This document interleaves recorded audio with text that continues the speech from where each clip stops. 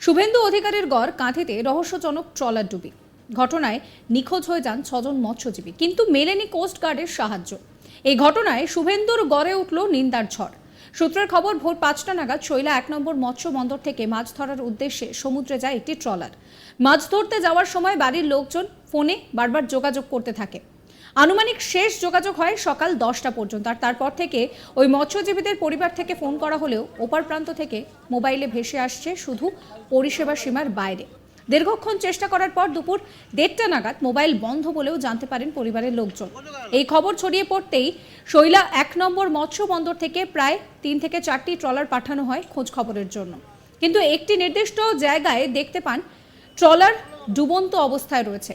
যদিও সেই ট্রলারটিকে শনাক্ত করা যায়, তবে ওই ট্রলারের পাশাপাশি ওই 6 জন মৎস্যজীবী তখনও কিন্তু তাদেরকে খোঁজ মেলেনি তাদের।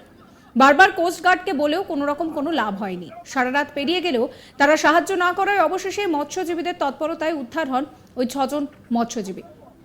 আমিন সোহেল কি বলছেন শোনাবো। আমরা সকাল থেকে কিন্তু রীতিমতো ফোন করে যাচ্ছি কোস্টগার্ডকে, কারণ কোস্টগার্ডকে আমরা ফোন করি যে আপনারা একটু আপনাদের মেরিন বোর্ড নিয়ে আপনারা একটু বেরোন, যে আপনারা দেখুন কোথায় কোনো ডুবে আছে। যখন রাতে আমরা খবর পেলাম যে নৌকোটাকে আমরা পাওয়া গেছে, নৌকোটা আমাদের শৌলার কাছে 1.5 কিলোমিটারের পরে সেখানে নৌকোটা ডুবে আছে। তো কিন্তু 6 জন যে মৎস্যজীবী গেছিলেন, যেটা বগুড়ান, জলপাই, রঘু সর্দারবার এবং শৌলার, সেই 6 জন মৎস্যজীবীকে আমরা দেখতে পাইনি। রীতিমতো করে খোঁজাখুঁজির পরে আমরা বিভিন্ন মৎস্যঘটিতে সেক্রেটারি সভাপতির সাথে কথা বলে ওনাদেরকে বললাম, আপনাদের নিজেদের এরিয়ায় আপনারা ছোট ছোট ভুটভুটি নিয়ে আপনারা নিরাপদ মতো আপনারা দেখুন যে আমাদের লোকগুলোকে আপনারা খোঁজ পান কিনা। সেইভাবেই আমাদের পেটুয়াঘাট শ্রমিক ইউনিয়ন এবং দোহসনময় যে মৎস্যঘটি আছে, সেই মৎস্যঘটি সেখানে আমাদের মা কালী যে ভুটভুটি আছে ওদেরকে আমরা পাঠিয়েছিলাম দেখার জন্য যে কোথায় আছে, একটু দেখে আসো। আপনি ভাবতে পারেন কোস্টগার্ডকে কাল রাত থেকে আমরা ফোন করছি, কোস্টগার্ডকে এই যাচ্ছি বলে বেরোচ্ছে না, কিন্তু সামান্য আমাদের এই ভুটভুটি আমাদের মৎস্যজীবীরা গিয়ে তাদেরকে রেস্কিউ করে তাদেরকে নিয়ে এলো, এবং নিয়ে আসার সঙ্গে সঙ্গে আমরা আজকে এই 12টা সাড়ে 12টা নাগাদ এই আমাদের পেটুয়াঘাট মৎস্য বন্দরে সেখানে ওই ছোটো ভুটভুটি মা কালী ভুটভুটি ওনারা ওদেরকে নিয়ে আসেন। আমরা সেখানে গিয়ে এত সময় কোথায় ছিল ওরা কাল থেকে ওরা নৌকো ডুবে যাওয়ার পরে ওরা কাল থেকে দুটো যে 20 লিটারের ব্যারেল আছে, সেই ব্যারেলে ওরা 6 জন ঐক্যবদ্ধভাবে ভেসেছিল। এবং আমরা নিশ্চিতভাবে ঈশ্বর এবং উপরওয়ালাকে ধন্যবাদ জানাই, আমাদের মৎস্যজীবীদেরকে সুরক্ষিত রেখেছেন। এবং আজকে ওনারা 2 জন একটু অসুস্থ বেশি আছেন, আর 4 জনই খুব ভালো আছেন এবং চিন্তার কোনো কারণ নেই।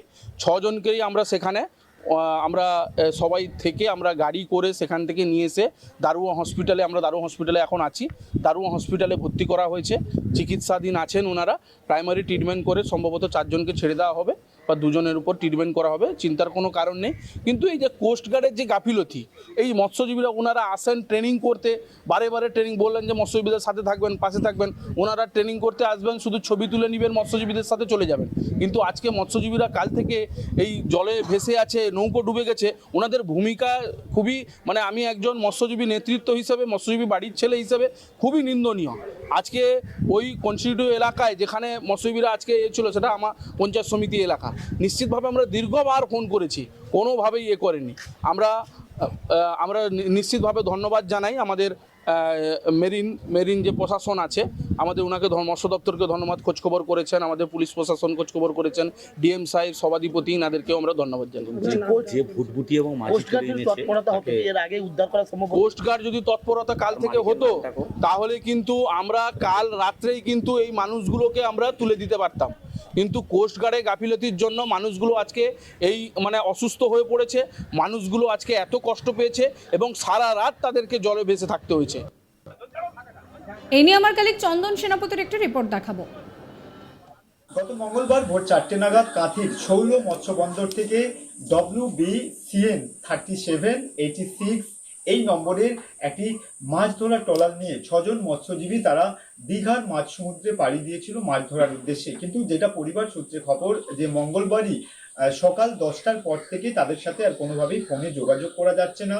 এবং এরপরেই কিন্তু এই ঘটনা যখন প্রকাশ্যে আসে, এই ঘটনার পরেই কিন্তু কার্যত কাঁথি শহর জুড়ে একটা ব্যাপক উৎকণ্ঠা এবং ভয়ভীতির পরিবেশ তৈরি হয়। কারণ একসাথে 6জন মৎস্যজীবীকে খুঁজে পাওয়া যাচ্ছে না বা তাদের সাথে কন্ট্যাক্ট করা যাচ্ছে না। এরপরেই কিন্তু শৌল মৎস্য বন্দরের দ্বারস্থ হয় ওই 6জন মৎস্যজীবীর পরিবার এবং তাদেরকে সমস্ত ঘটনা খুলে বলে। তারপরেই কিন্তু তৎপর হয় শৌল মৎস্য বন্দরের আধিকারিকরা। যেটা জানা যাচ্ছে যে আধিকারিকরা বেশ কিছু ট্রলারকে ওই 6জন মৎস্যজীবী যারা নিখোঁজ হয়েছিল, যাদের সাথে কোনোভাবে কন্ট্যাক্ট করা যাচ্ছিল না, তাদেরকে খোঁজার উদ্দেশ্যে কিন্তু মাঝ সমুদ্রে পাড়ি দেয়। কিন্তু এদিকে নিখোঁজ থাকাকালীন বারবার আকুতি জানানো হলেও কোনো রকম সাহায্য মেলেনি। পরিবারের তরফ থেকে কি জানানো হচ্ছে শোনাবো। আমার ছোট দেউর ভাই সচিন বেরা, ওর স্বামী আমার ছোট দেউর।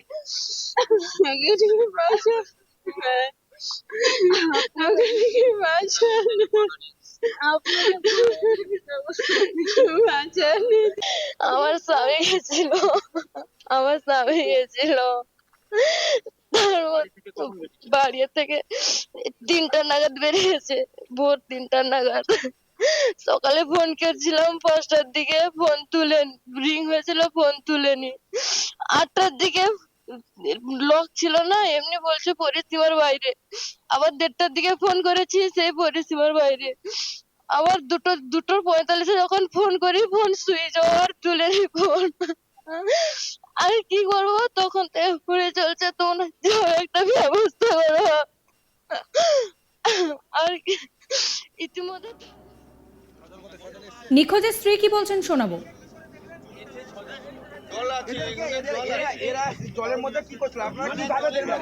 আমার স্বামী গেছিল, আমার স্বামী গেছিল